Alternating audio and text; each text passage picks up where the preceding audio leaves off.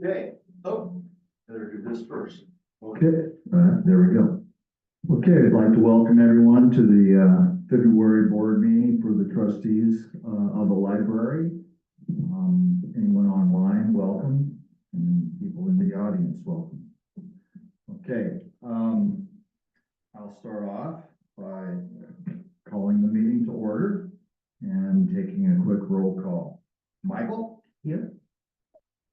Anna, do we know anything about Anna? She just sent me an email in a second. Okay. I'll go on. Jennifer? Here. Brad? Here. How about Jandy? I'm here. Okay, what do we know about Anna? She's asking me to send her the link again. So 1 second, I'm sending it to her right now. Okay, so she'll join us online probably, Yes. or Zoom? All right.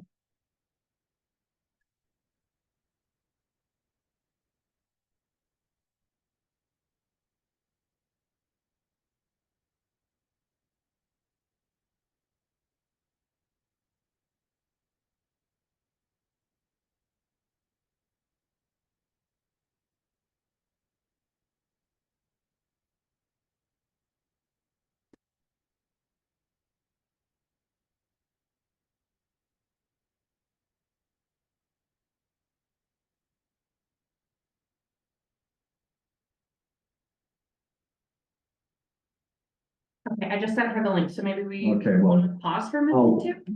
Well, I'll take care of a couple things and then we'll come back and check to see if she's online yet. So I want to take the opportunity to officially welcome Jennifer onto the Board of Trustees and sitting in the audience last time, but now you're officially up here, which is great. Happy to have you on board. I would also like to ask, since we have a quorum right here, did everybody have a chance to review the meeting minutes from last time? Were there any suggestions for changes? No motion to approve them. Okay, second? Second. Okay, all in favor of approving? Aye? Aye. Aye, okay, so we're all good? All right. She online yet, Jandy?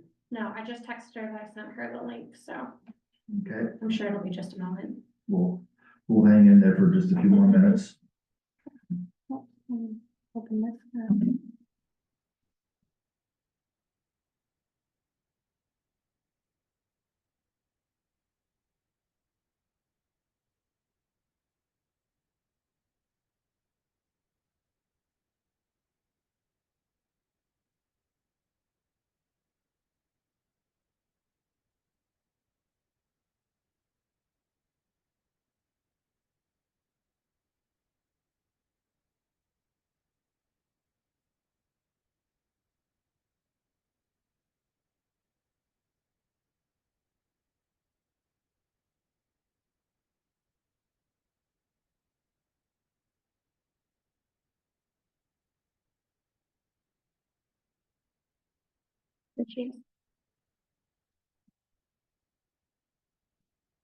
Hannah, are you here? Oh, you here? Yeah, she's connecting right now, so it'll take her a sec.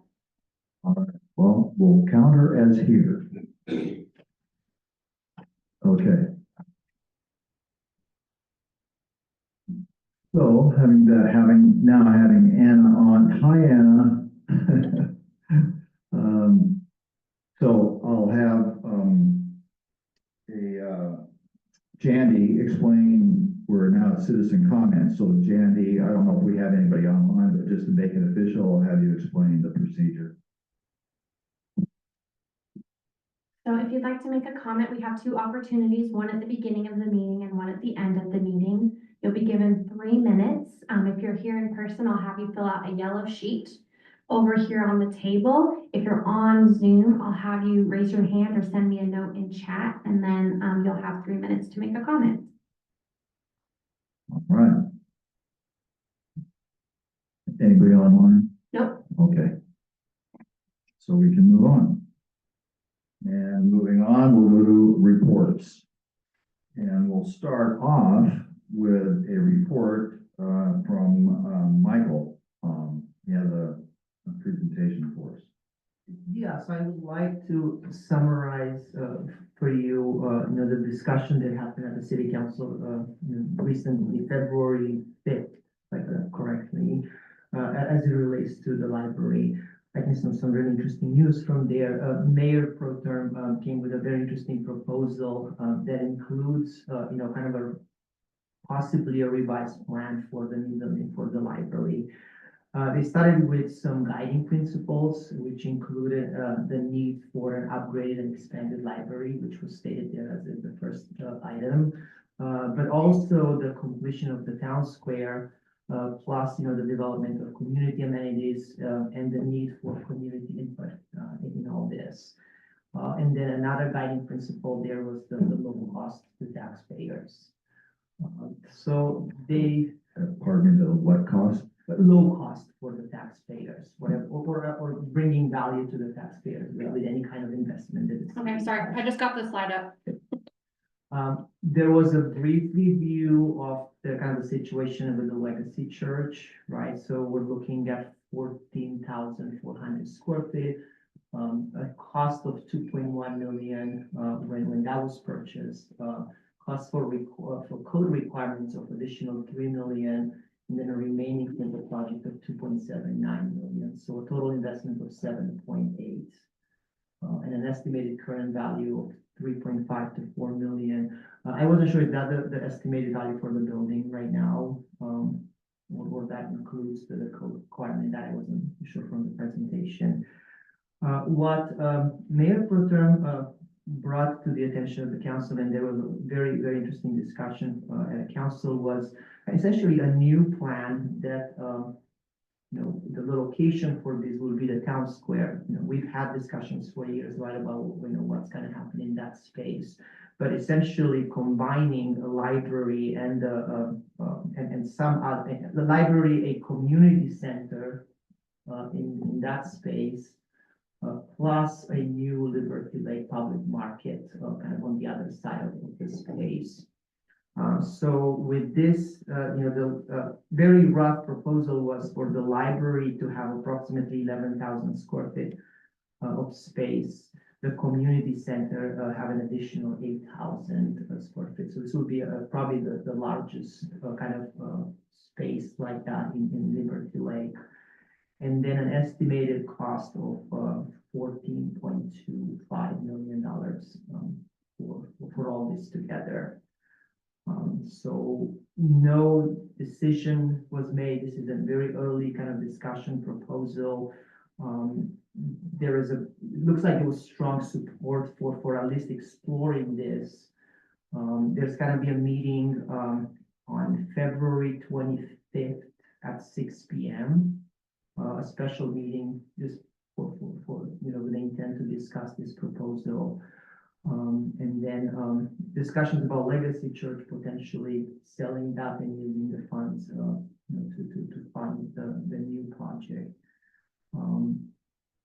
Other than that, really they would like to have the community input. So the intention is that if they decide to move forward with this plan, this will be put on a ballot for November to go out to the community. So again, very interesting, very exciting kind of project, but will mean the replacement of the legacy church building with this new building. Am I missing anything? Anything else? The only other thing I would add is kind of the next two meetings, city council meetings, I feel will kind of be building off of this. Next meeting on the 18th, they're having the master facilities discussion, which is examining all buildings in the city and what kind of like renovating or changes need to happen there. And then on the 25th, they called that special meeting where they're going to discuss this project that Mayor Pro Tem brought up in depth and see, how the council feels about everything. So obviously Michael will be watching those and recapping, but if you guys are able to go to those meetings or watch it on the YouTube page afterwards, I think that would be helpful as the board for us to, have a full picture of what the council's thinking. If I can add one more thing about it, one of the issues that was brought up is the grant from the state. So we applied for somewhere around, we estimate about $900,000. That grant is specific to the the legacy church. Yeah, so we Correct. will lose that grant and we'll have to reapply, right, for another grant in that situation. Mhm. Yeah, so I think the next opening would be to apply in 2026 for monies in 2027. But I'm not positive. They do it kind of every 2-year cycle, so I know, I know the next cycle is 2025 to 2027. I don't know if that means there's a cycle 2026 to 2028, or if it's, in 2027, you could apply again. So that's something I need to get clarity from the grant administrator on. And the other thing I really liked was the building that he showed in during the presentation, with I think it was Kansas City Library or so, like having the opportunity to design something inside, outside that is really special and kind of a landmark for the city. And I thought that together with the location was an interesting thing. Any questions or Anna, any questions for Michael? Jen? No questions. Thank you. Just a quick comment on that, and I would encourage everyone to, if you can attend any of those meetings and provide any commentary based on what we hear from the proposal going forward, I think that would be valuable. I think it's great if we could have a building that is a brand new building designed specifically for the library and the community. I think that's a fantastic idea. My concern at this point, if I was to make a comment about it, is having worked on levies and bonds, trying to squeeze it into the short period of time that we have and have it ready to go and have people online with it to promote it and get it ready to go by November is a really high ask, in my opinion. It sets it up for, some struggles going down the road. I'd rather see it, a lot more effort being put into the design process, the community input process, and then schedule it. Because I think the state allows 2 different, a February and a November date for bonds and levies. And I think it would be wise to consider the timing of it moving forward. But the idea is fantastic. I think the idea is really fantastic. But anyway, that's my comment on that. Next report, Why don't we do friends? we are going to do friends. I texted Mark, I realized in our calendar, it's fallen off the calendar, because I sent him like a year's worth of meeting requests. So I'm pretty sure it's my bad that he's not here, 'cause Oh, it's okay. fallen off. I think I did this last year too, where like we go to the February meeting and it's like, and then I send him like February to February, so. Got it. Yeah, so, Okay. let's do friends next. Well, I'll do Friends very quickly. The Friends had a meeting, in the last, Thursday in January, and they always do. And so if you're interested in the Friends work, I would encourage you to come visit a meeting. The last Friends meeting was fantastic. Tons of new people were there. Standing room only, basically in that small library meeting room, which was really exciting. Basically the meeting was conducted around the upcoming events, the upcoming event, which is the soiree and the book sale.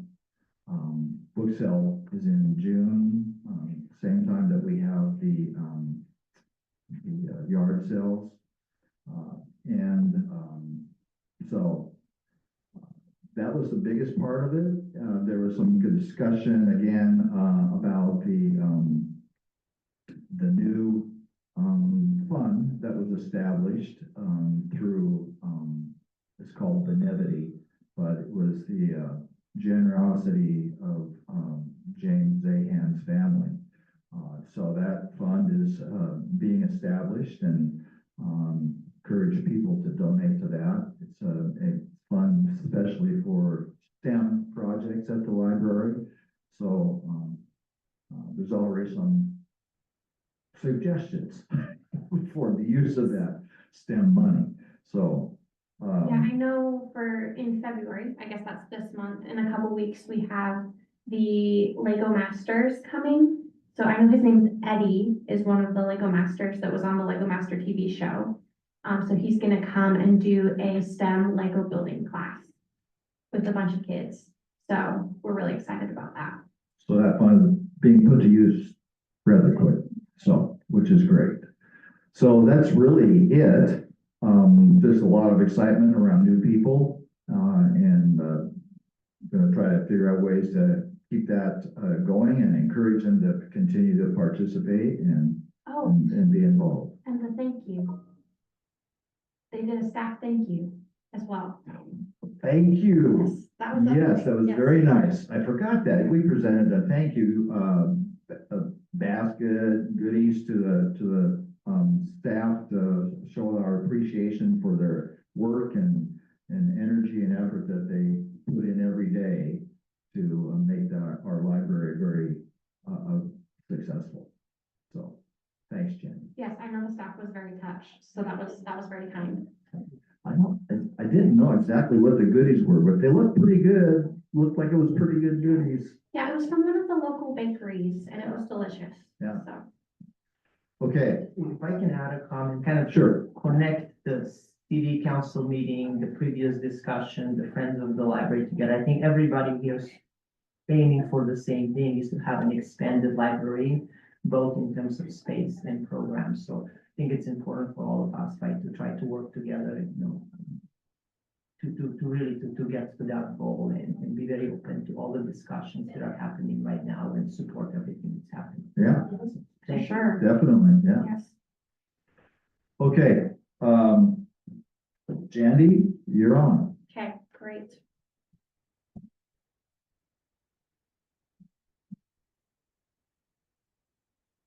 So I don't have very much as far as my report updates. I have a lot more that we're gonna do in our Welcome to the Board Part 2. But the thing I wanted to share, is, I just got back from a director meeting. I do it twice a year with other library directors throughout the state. So we met in Olympia last week. There was about 30 of us there. And we meet for 2 days and we do some like formal sessions and then some that are just kind of brainstorming, or people bring specific topics that they want to chat about. And then some of them will chat about as a huge group and others will chat about individually, or in small groups. And it was really great. I came back with some really great ideas for training, for staff, and for the board as well. So, since we are going to have 4 new board members, the state library has an outreach coordinator, that works with trustees specifically. So I'm going to be talking with her on Friday about setting up a training for us as the trustees, which I think will be really great, kind of like a retreat training, training, I don't want to say day, but session. So that's something that I'm looking forward to, that I think will be really great. The other thing I wanted to mention is on Tuesday, we will be opening our registration for the symphony tickets. And I don't remember if I had mentioned this last month, but one of the things that the Friends give us monies for is to purchase symphony tickets. We partner with the Spokane Symphony, and basically the Friends purchase 20 tickets and then the symphony supplements it and gives us 20 additional tickets. So total, we get 40 tickets for 3 shows. So 120 tickets total. Last year, 119 out of the 120 tickets were claimed, and it's for their Masterwork series. So this year we'll have 2 sessions in March and 1 April session, and they're on Sunday afternoon. So that's something that we're looking forward to for February. Jandy, I just wanted to mention how much I love that that's a thing.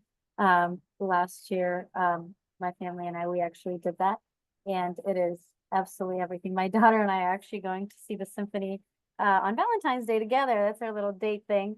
And so we go all the time. So hearing this literally, I could not be happier that is a partnership that we could be a part of. Yes, I've been really thrilled because it's something we tried to do pre-COVID in maybe 2017, and we only had 5 tickets and we could not give them away. I'm assuming it was something with marketing or that sort of thing, but then after COVID, we decided to try it again. And so this will be our third year doing it. And it's gone over really well where we, I think the first year we had 3 tickets that weren't claimed, and last year we had 1 ticket that wasn't claimed. So it's something that our community enjoys and follows through on, which I think is great. And is the library kind of encouraging type of activity in the larger community, right? Like essentially a cultural event, and Yes. it brings more awareness of what the symphony is doing. Those people will likely purchase tickets for other events on their own. So really appreciate that connection. Yeah, I think it's one of those things where kind of like what Anna said, she went last year and now she goes with her daughter, which I think is great. And also, if it's something you can't afford, this is a way that the library can help provide access, which I think is great. So that's what I wanted to mention now. I have a lot more during my welcome to the board report, so. Okay.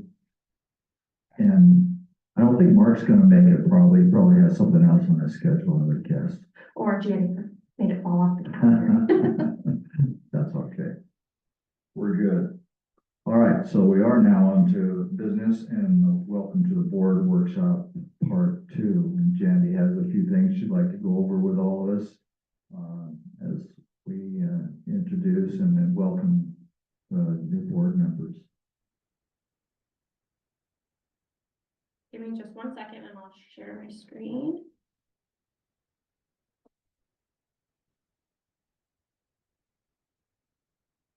Did Anna, did you and Michael have a chance to look at the information that Jandy sent to us after the last meeting and check some of that stuff out? Yes, Michael? the trainings. Okay, good. Yeah, great.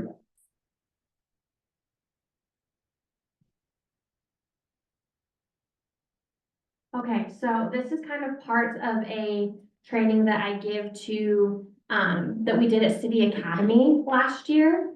I'm not gonna go through everything from City Academy, but I thought it had some great stuff that I wanted to share with the board about the library. So I'm gonna start with the history of the library. The library was formed in 2003.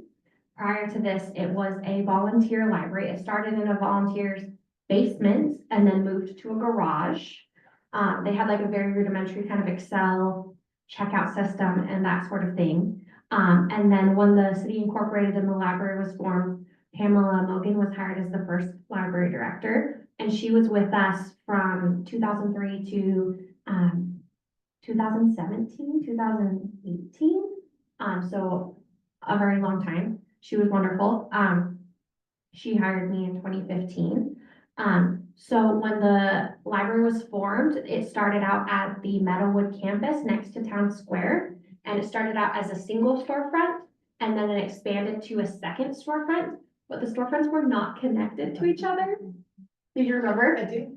Okay, yeah, I never saw I it. do remember that. And so part of the library was in one section and the other library was across. Do you remember what sections were where? Like it was at the children's library across? It feels like the children's library was, I don't know, Across. in my head, it was across. Yeah. So, in 2009, the library moved to its current building here on Mission Avenue. And in 2012, the library established its reciprocal agreement with Spokane County Library District. So that meant that patrons could get a card here in Liberty Lake and they could get a card in the Valley and vice versa.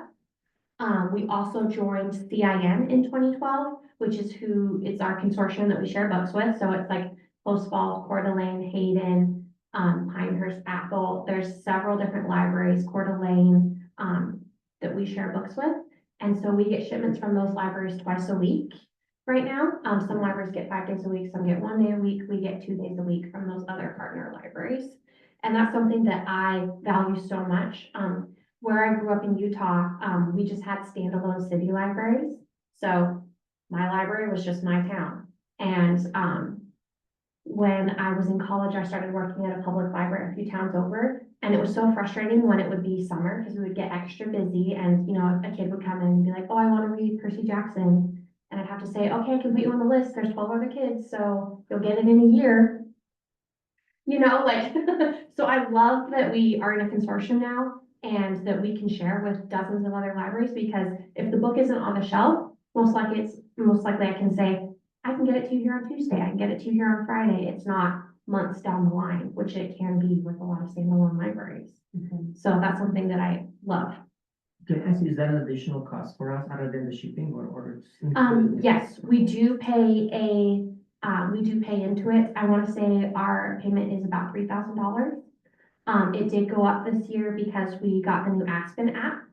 So this year it was $5,000 and next year it will go down to $4,000 a year. So it's very affordable, I would say, Good value. for the amount of books that you're getting. And Post Falls alone has 70,000 items. We have 27,000 items, so it gives you a whole host of materials, whether that's materials that we also have or materials that we don't have. So it's well worth the money. And then in 2022, the city purchased the Legacy Church building for a future home of the library. Obviously, that's in discussion now, but we're talking about a new library, either at Legacy Church, at Town Square. Let's see, so the next thing I wanted to go over is our physical collection. We currently have 26,799 volumes. This data is 1 year old, so it might have fluctuated a little bit. And I know our video materials are wrong on this page. It says 150. We have much more than 150 DVDs. So, but we're about a 27,000 volume library. As far as electronic materials, we have 177,000 electronic materials, about 100,000 of ebooks, and 74,000 of audio materials. And then they also have some video materials as well. Total checkouts in 2023 were 107,902. And then our visits were 62,628. Our library is very well used for a city of our size. That's something we're going to go through next month when we talk about our survey. Our community assessment, Community sorry. assessment, yes. I was gonna say collection development, and I'm like, that's not right, our community assessment. Our library is very well used for a town of our size and a library of our size. I wanted to go through staff. Currently, we have 2 full-time librarians. That's myself as the director and Michaela Kittlesved, who's our teen and adult services librarian. We both have our MLIS degrees. We have 2 full-time library associates. That's Georgette, who is our circulation manager, and Erin Smith, who is our children's associate. She does all of our children's story times and our children's programming and that sort of thing. We have 3 library techs. Rhonda is our cataloger, so she catalogs all the materials that go into the library. So once Michaela and I order the books, she will go and put them into our ILS system. And then we have Jessie, who is our other library tech. She does cataloging as well. And then she's also over all of our shipments. So those shipments that we get from the libraries twice a week, she's in charge of sorting all of the shipments to go out. And then when they get here, she's the lady in charge. We have other staff that assists her with that. But they are checking in those materials and getting them back out onto the shelf. It takes her entire day on Tuesdays and Fridays. So it's a big job to check in all those materials. We have Rebecca, who's our last library tech, and her main job aside from circulation. So all of my staff will work the front desk. I work the front desk. Everyone else works the front desk. So circ is one of all of our jobs. And then each of my staff has a secondary job. So hers is processing and mending. So when we get our books from Baker and Taylor, they don't come processed. So her job is to get all of the labels put on them, get all of the stickers put on, get all the stamps, any laminating that needs to be done, any reinforcing that needs to get done on the books. She does that by hand. We used to have Baker and Taylor do a lot of it, but our shipments were not getting to us in a timely manner. So we went back to doing it all ourselves, which we appreciate because now Michaela or I can put an order in and we get books 3 days later. Prior to that, it was taking over a month. And when you have new stuff, you don't want to be like, oh, well, that book came out last week, but we'll get it in a month, So, I mean, some materials that are not time sensitive, if I'm getting a whole new shipment of dinosaur books, like that's I don't need that tomorrow. But we were seeing a really big lag in all of our new materials. So we switched back to doing that. We have two part-time clerks, Jill and Adrian. Adrian primarily works the front desk. She does check out and check in, and then helps Rebecca with processing. And then Jill is our other clerk, and she primarily does check in and inventory. So obviously, we're keeping track of all the materials that we have in the library. Each month, she has a thick list of materials that she's checking to make sure are on the shelf, or if they're lost or if they're in mending, where are these stuff? Just making sure that our collection on the computer reflects what is actually on our shelves. So that's a huge job when there's 27,000 materials. She'll touch every one of those materials every year in inventory. We also currently have 9 weekly volunteers, and these are our adult volunteers that come in once a week, and they will help us with shelving and pulling holds. We have 2 most days. On Fridays, we actually have 3. Because our shipment comes so late in the day now. It usually comes in around 2, and it used to come in around noon. So we have 3 volunteers on Friday.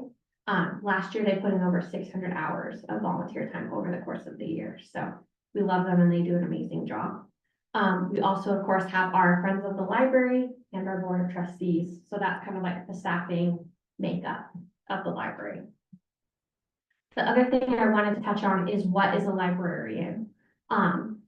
Most people just assume whoever's working the desk when you come into the library, that's a librarian. That's not actually a librarian. A librarian has a master's degree in library science, and some of them will have additional degrees. If you want to work in an academic library, generally you will have another master's degree in your subject matter expertise. So if you're a nursing librarian, generally you will have a nursing degree. If you're a business librarian, you'll have a business degree as well. And they generally focus a lot on doing academic research and assisting other professors on the campus and doing that academic research. That's generally why they have additional degrees. Our 2 librarians are myself and Michaela, and we both have a master's degree. A librarian does the reference at the library, so they will do, that includes like advanced research skills, critical thinking, reader's advisory, draft and revise policies. So that's part of their job that other members of the staff don't do. The other big thing that our staff does, because we don't get a ton of research and reference requests, we do get some, but I kind of say Liberty Lake is more of a bestseller library. So people are coming in looking for James Patterson. They're not like asking, hey, can you help me do this advanced research? But we are capable and can help if it needs help with that. Yeah, I was just gonna ask that. So you guys can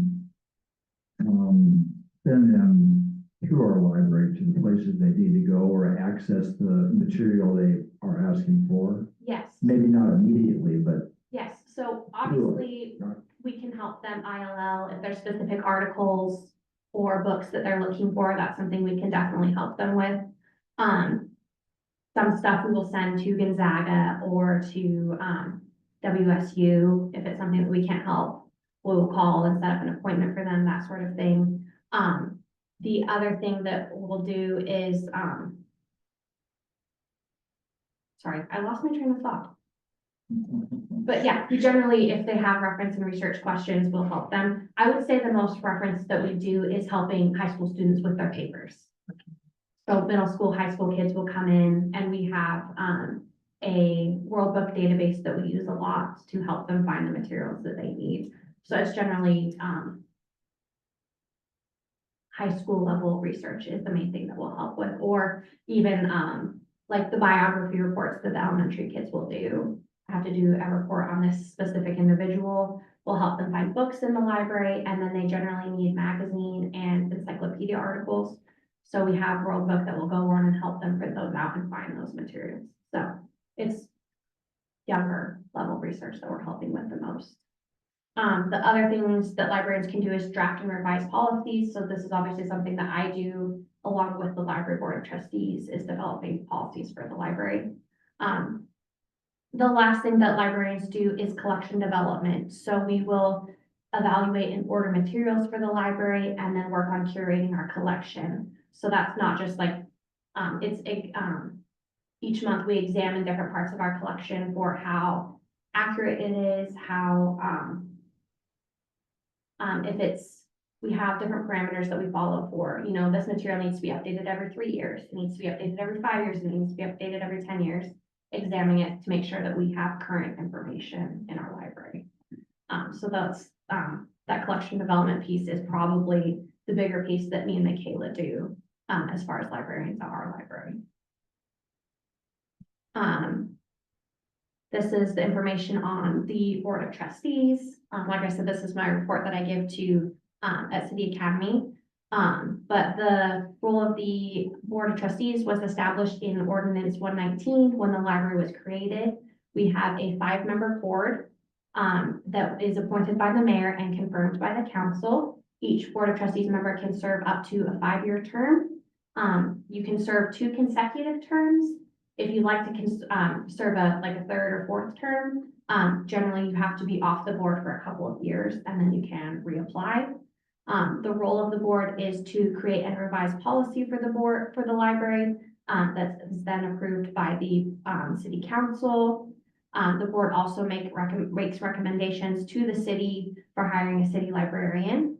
And then usually the board will approve the budget that I give to the council. So that's something that we're going to go over in a few minutes. And then we also give quarterly and annual reports to the board. So I was going to turn the time over to Mark because I have a lot more to say. And I'm sure he doesn't want to sit through all that. So I'll have you give your report. Did you notice my calendar invite dropped off? I did. My bad. So I'll be sending that to you again after the meeting. Okay, sounds good. Thank you, Jandy. Yeah. Mr. Chair, I don't know that I've got a lot, with respect to the report. I think the board is well aware of the timing of some of the, conversations that are scheduled to take place about a potential future library project development. The next one of those will be on, February 18th at the council meeting where the facilities master plan will be, or some of the results from the facilities master plan will be delivered to the council. And then a special meeting is being called on February 25th to talk more in depth about a potential project development out at the town square site. And so staff obviously is preparing for both of those conversations and will help to lead those. And then obviously, depending on the outcome, we'll be prepared to take whatever direction the council thinks is most appropriate. So that's kind of where we are as a staff, and are still continuing to promote the 2025 Community Satisfaction Survey. We have already exceeded the response rate from last year, so that's a good thing. We still would like more responses so that we can at some point achieve statistical significance. We're still about halfway to that point, so we still have a way to go to get there, but we have exceeded last year, so we're pleased about that. And once we do either achieve statistical significance or close the survey without achieving that, the report will come to the board, as it will go to all of the other boards and commissions and ultimately the city council for review. So any questions about any of those things? I wondered if anyone had any questions for Mark about the upcoming presentations or anything. Michael went over in depth Mayor Pro Tem's presentation, so to make sure that everyone on the board was up to speed on that. Okay. Yeah, if there are any questions about those, I can help answer those as well. Anna, any questions? No question. I don't, when you're up there. Quick question around the area, the surface area for those new buildings. Is that a very rough estimate or is that the number, the 11,000 plus 8,000? But that's what you're thinking that we can So doable, affordable, able to place on that, and that. certainly from a space perspective, that fits inside of the footprint. I will tell you that the project that was referenced, that goes back to 2008, the facility that was designed in 2008 was 47,000 square feet. So that's a significant difference. And so all of those details are going to have to be worked out.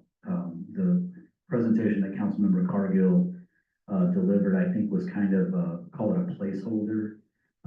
Those square footages are gonna have to be tested and ultimately developed into some kind of formal project, but they're not necessarily out of bounds. We're just gonna have to go through a development process to find out if those are adequate. And it's more about the future growth, and so to make sure. Yes. Especially if this is a new building and it will have an interesting design, and so. Absolutely. To match the future needs. Yes. We're very excited about that. It's very interesting. So Mark, the facility, assessment, is that an assessment of just current facilities usage, or is it an assessment of, possible needs for facilities for the city's operations in the future? Yeah, that's a great question. The scope that was used to facilitate the facility master plan was taking the city's operations as they currently are consisted of today, envisioning what any future expansion and growth would look like, and then trying to come up with strategies for the existing facility footprint to accommodate those growth needs. Now, that doesn't mean that there couldn't ever be an additional facility added like the one that's been proposed or at least talked about for Town Square.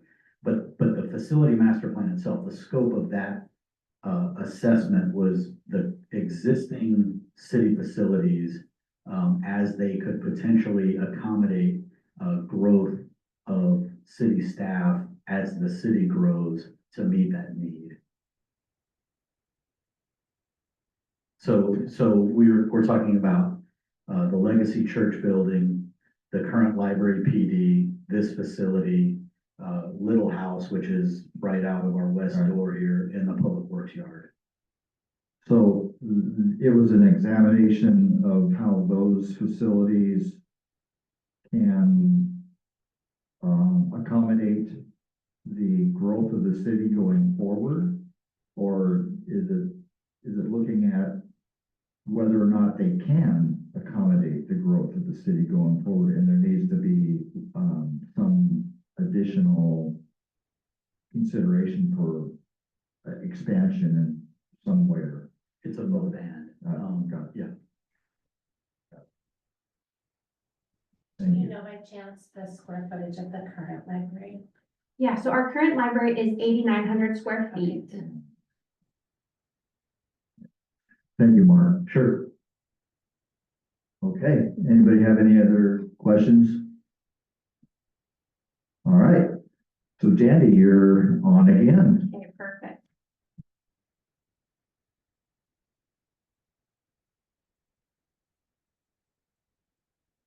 Okay, so I wanted to go back to where we were, right here on the Board of Trustees. Okay, so I wanted to take a moment right now to talk about the training that we did with the Washington State Library on the role of the trustees. Did any of you have any questions that you wanted to bring up from that training? Okay, great. So, like I was saying, the main role of the Board of Trustees is to create and revise policies for the library that we will then take to the City Council for approval. One of the things that's on my list for this year, as we're finishing up our trainings and that sort of thing as a new board, is to start discussing with the council what that process looks like to make sure that we can find something that we are all in agreement with and feels like is transparent and inclusive. So that's something that's on my list for later this year. The board also makes recommendations to the city for hiring a city librarian, and then submits the library's annual budget request to the council with their recommendations.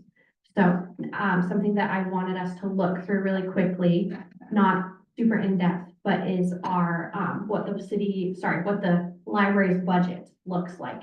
So I'm just gonna switch to a different screen right here. so that we can see this better. So this is from the 2025 budget, that was approved by the council in December 2024. So let me get this now that it's big.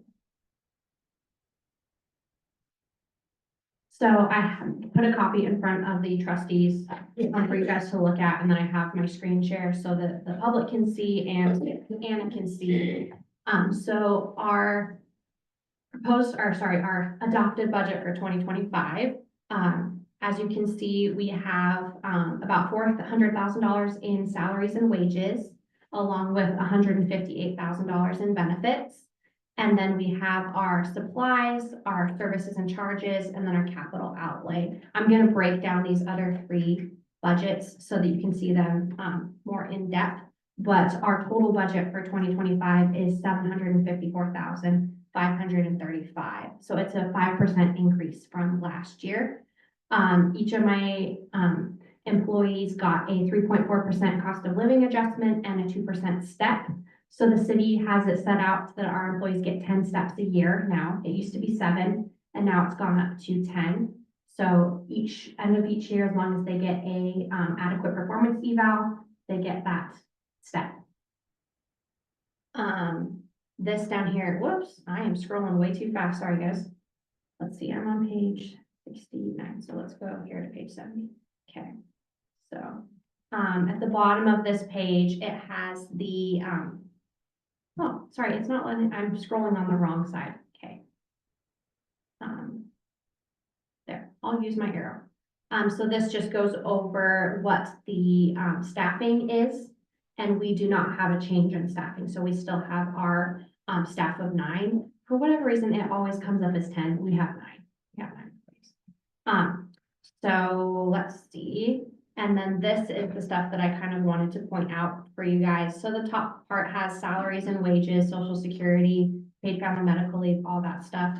The main thing I wanted to point out to you guys is just our main budget lines that we utilize day to day. We have our supplies budget. So that's office supplies, any kind, general office supplies. It's not programming, it's not books, it's just office supplies. And then our other big thing that comes out of that is our processing. So all of the lamination, all of the stickers, all of the barcodes, labels, all of those supplies that we use to process the books come out of our library supply line. And then we have our children and adult programming supplies. So this is exactly what it sounds like. Any programs that we do for story time, after school crafts, teen programming, adult programming, that all comes out of that $12,500. The other thing I want to remind you is that the Friends give us about $7,000 a year. Not all of that goes to like, you know, some of it is the Mobius Children's Museum, the Symphony. They give about $4,000 that go to children and adult programming. The children's programming monies we primarily use for summer reading. And then the teen and adult programming we have as well. We do use a lot of our money for performers. So like when we have the children's musician, like the children's magician or musician come, any of our adults art nights or that sort of thing where we'll pay a performer. Generally the money comes out of the Friends. But all I'm trying to say is we have additional programming money aside from that $12,000 that comes from the Friends. Our fuel budget, if we, you know, drive to a conference, and then our library books and other materials, $66,000 for this year. It went up about $11,000 from last year. We're finally seeing from booksellers that increase in inflation after COVID. So all our book costs have gone up since 2019. So we did an adjustment for that. And then our Washington Anytime libraries. So we give about $12,000 to Washington Anytime Library to fund the Libby app. And those monies are primarily for buying new materials for Libby. So there was an increase there as well. And then the other thing that we did for 2025 is we established a Library of Things budget. So it's just $1,500 for the year. But we have a specific line item now for Library of Things materials. which is not something that we had prior. We're being very mindful with that collection because we don't have the space to house a lot of the things. You know, a lot of libraries will have Instapots and guitars, and those take up space, and we don't have very much shelf space. So right now we have two little bays of shelving. I can point them out to you guys when you come to the library next time. So we're just trying to be very mindful about what we purchase for that because it's very limited space. Let's see, we have library professional services, so that's to pay our courier for taking materials back and forth to other libraries, our copy machine, any professional services that we pay. Ours are primarily, like I said, the courier, and then our copy machine and that sort of thing. So those professional services. Software and databases. We didn't have a change in the budget for that this year. It's still at the 15,000. But as you guys might have remembered, we really switched up our databases for 2025. We now have the Canopy streaming and the Mango languages. Those both are online as of last week. So that's really great that we have those two brand new databases. We also have like the World Book Encyclopedia that I mentioned. We have Gale legal forms. We have several different databases and online resources that people can access through the library for free. We also have a subscription through the state library where it's for a very small fee. We have access to most of the EBSCO databases that you might remember, like Medline Plus and all of those different general databases. Let's see, telephone, internet, and postage. That's exactly what it sounds like. We we do pay for a lot of postage, which is not, I don't know. I guess in 2025, people are still shipping a ton of stuff, but mainly we're shipping our ILLs back and forth. And then we do send out notices when book materials go lost. We'll send patrons physical letters in the mail and invoices if it gets to that point as well. So we do a lot of postage. We go to the post office every single day. And then our travel, lodges, and meals and mileage. So that's our travel budget. I pay for Michaela and Aaron each year, my children's associate and teen and adult librarian will go to the state library conference, or they might go to another conference that's within our region. So they'll go to one conference a year, and then my circulation team goes to our COHA conference, which is part of our ILS. COHA is the ILS that we use. They'll go to their conference once a year as well. And then I will go to those director meetings twice a year. One that's over in Seattle area, and then the other one is usually more here on the eastern side. So that's what our travel budget goes to. And then I have our dues, subscriptions, and memberships budget. This year we have the Aspen Lita library app that's coming out of that. It also will have our subscriptions to like Spotify, which is what we use for story time, subscriptions to our people counter that counts how many people come in and out of the building, and then other things like that as well. And then our trainings budget, which is increased this year. We are subscribing to the Ryan Dowd homelessness training for this year. It has training on, obviously helping homeless individuals who use the library, but then it also has regular trainings on customer service, de-escalation, all sorts of things. So we're subscribing to that for this year, which is the new training that we're doing. Obviously, when my staff goes to trainings online or in person at conferences, there's a fee. And so our monies will come out of that building, that line item as well. And then we have our utilities line item. And then the last one I wanted to mention is our capital expenditures line item. So this is for computers, furniture, big ticket items is what I would call it. So this year we have replacing 4 new computers. Our 2 self-check stations, we're looking at getting new computers and new software for those. And then obviously more soft seating in the library with power capabilities, as that's the thing we noticed in our survey in August that our patrons are wanting is more soft seating in the library. So that's just kind of like an overview of our budget that I wanted to go over with you guys now. And then obviously as we're working on developing the budget in, August, you have an understanding of what we're looking at. Does anyone have any questions at this point on this? Sorry, I kind of went through it pretty quickly. I have a question. What explained the difference between appropriated budget and actual for 24? I think most of that comes from the salaries, that $100,000, I think. Difference. Let's see, so yeah, I know it's what's spent versus what's actually Right, yeah. allocated.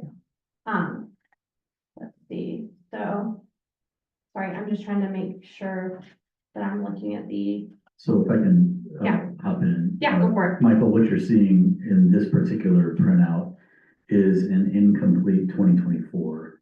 So the actual for 2024 on this printout was as of October the 14th. So there's still almost 3 months of actuals that need to be included in that. Once we get a year closeout, we'll provide that for you. So it's probably gonna be very close. to Yes. that, I think. Okay, In yeah. some of these, yes, absolutely. I'm glad you understood I thought he was asking a different question than that, so that's perfect. Yes, so this is the one that I pulled up from from October when the mayor presented her budget. So, yes, it doesn't have the year-end totals on it. And then I was curious for the capital expenditures for 2022, was that related to the building or is it like this unusual, like $700,000? Yes, so that was for the purchase of the building. The city used, 1 point something, ARPA, 1 point what? Yeah, it was 1.6, I believe. If you'll recall, back in that time frame, the federal government was essentially printing money, and trillions of dollars came out through the American Rescue Plan Act, and we received some number of that. We used 1.6 million of that to purchase the building, yes, in addition to some other funds. But 1.6 came from the ARPA. Yeah, so I think they had, 700,000 that came out of the general fund and they appropriated it right here under this line item was the 700,000. So yes, good eye on that one. Hey, Jandy, it may be helpful, and you may not have the printouts here to go through it in detail, to mention the priority-based budgeting Yes. system and how it's the same, it's dealing with the same dollars, but it looks fundamentally different from the line item budget. Yes, so that might be something to go through at next month's meeting, to kind of show them how we're using these kind of hand in hand to do our budgeting for 2025. Yeah. Yes, so, the past year, staff was working with, Resource X to develop a priority-based budgeting. So now we have kind of project line items instead of just these individual line items. So for the library, it's, we have our, circulation, line item, and then our meeting space line item, and then our programming space line item. So it kind of gives the council a fuller picture of what it costs to put on story time and, all of our other programs. It gives them a bigger picture than just, well, this is how much the crafts cost, how much staff time it costs and that sort of thing as well, to do those. So we'll go through those at next month. That's a really great idea. So the last thing that I had for today is just pointing out the, state trainings that I would like you guys to do this month. I will send you a link for these after the meeting, but each of the boards and commissions for the state are required to do a Open Public Meetings Act training and then a Public Records Act training. So I know one of them is 20 minutes, the other one I think is 30 minutes long. So it'll be a little under an hour, but those are the trainings that I'd like you guys to do this month. I believe it gives you a certificate at the end. If you can email those to me, then I can get those to Kelsey, our city clerk, because she keeps record that everyone who's on a board or commission has completed those trainings. So it just talks about, open meetings, Robert's Rules of Order, that sort of thing, and then public records training and making sure that our trustees communication is on, our city emails and that sort of thing. So I think those will be good for you guys to do. The thing that I was also hoping that we could kind of go through and discuss some more in depth next month is our community assessment. I know I gave you guys copies of that, when we did our interviews. But I'm hoping you can take a look through at those, and then I'm hoping that we can have a discussion on that, next month. So if there's anything specific I want you guys to bring, I'll send that before our next meeting. But kind of my hope is to kind of do a general overview of things, and then I'll point out things that I thought were, that stood out to me, and that you guys can also do the same. But yes, did you have something to add? I was gonna just add, when you're done, I have a couple things that you sent out last month. Oh, yes. I'd like to just reinforce a couple things that. Yeah, no, that sounds great. I just think I know that that assessment is now 6 years old, because it was completed December 2019, so 5, 6 years old, but I think it has a lot of good information on how well our library is used, what things our community is looking for that we can keep in mind as we're developing a new library, and that sort of thing. So I think it's very helpful and valuable. Yeah, I think there's also some other really good things in here in terms of how our library compares to other cities of the same size. Yes. In terms of usage, programming, funding, a lot of really good information here going forward, especially which they were charged to do in designing a new library or moving into a new library. So I think it's a really good document. The other thing I was going to say is if you look at Jenny's stuff that she sent out last month, there is one link that has, you open it up and there's a ton of trainings in there, or a ton of things that were done at the state level, like their Thursday library meetings and stuff like that. There's some pretty interesting things that you might want to check out on those. I know it's a lot. Some of them are an hour and 20 minutes long, and some of them are 25 minutes long. But I think there's a few things in there you might find interesting as you get more and more into this. I think those Thursday things are pretty helpful. Yes. So kind of my thought is that each month we'll have one of those videos that we watch. So this month I do have the Open Meetings Acts and the public records, because we've got to get those done since we're all new. But that is kind of my plan, is to kind of do one that each month.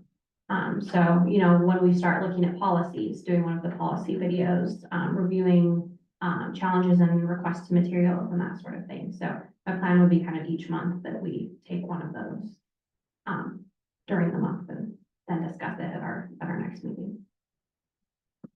Anybody have any questions for Jandy before we move on? Anna? No questions. Okay, good. I try to remember you're up there. It's easy to forget. Our next thing is an action item, and Jandy. Can I ask for just a little bit, the language that I used on this needs to be tweaked a little bit. Language used on what? Sorry, so I have the action item to approve the waiver of fines that have exceeded the statute of limitations. Right. I didn't have it in front of me when I did it, and this request is actually for a waiving a fine of $113.60 for a patron that has passed away. So it's not one that had reached the statute of limitations on it. So I guess I should go over this. If we have a fine that is over $100, it comes to you as the board to waive that fine. Generally, it's for something that has gone to collections and then has reached its 6-year statute of limitations, where we can no longer try and get the money back from that patron. So that's generally the fines that we have you guys waive. But this one is a different one, so that's why I wanted to make that clarification. It's for a patron who has passed away. She was in a care facility, and all of her stuff is in storage, and the family members don't know where the materials are. So they requested a waiver, and so I let them know I'd bring it to the board, because it's something that you guys would have to approve. We have to prove that. Yes. Yeah. So could you wanted say- to give the context. Right, could you state that one more time, and then I'll ask for a motion to waive that, and then we'll vote on it. A fine waive a fine of $113.60 for a patron that has passed away. Can I have a motion to, waive that fee? Like the motion to waive that fee. You have $113.60 for a patron who has passed away. Thank you. Second that. Okay, moved in second. Can I have well, let's do a show of hands. Can I see your hand up there? Anna? Yes. Got it, okay, got it, got it. Okay, so we're all good. I see all hands up, so it is approved. Perfect, so I will pass this on to circulation today. Okay. All right. Jandy, do we have anything, do you have anything else that you would, like to bring up for us today? No, our next meeting is slated for March 12th March 12th. at 1 o'clock. Got it. All right. Anybody else have any questions for Jandy? Any comments? All right, I'll take a motion to adjourn. Oh, no, wait a minute, I will not. Jandy, do we have another citizen comment period, so do we have anybody online? I do not have anyone online. Is there anyone in chambers who'd like to make a citizen comment? Okay. So it looks like it. Okay, so now I'll take a motion to adjourn. Motion adjourned. Second? Second, all in favor? Aye? Hi. Okay, we're good. Thank you, guys. We'll see you next month. Have a good one, everyone.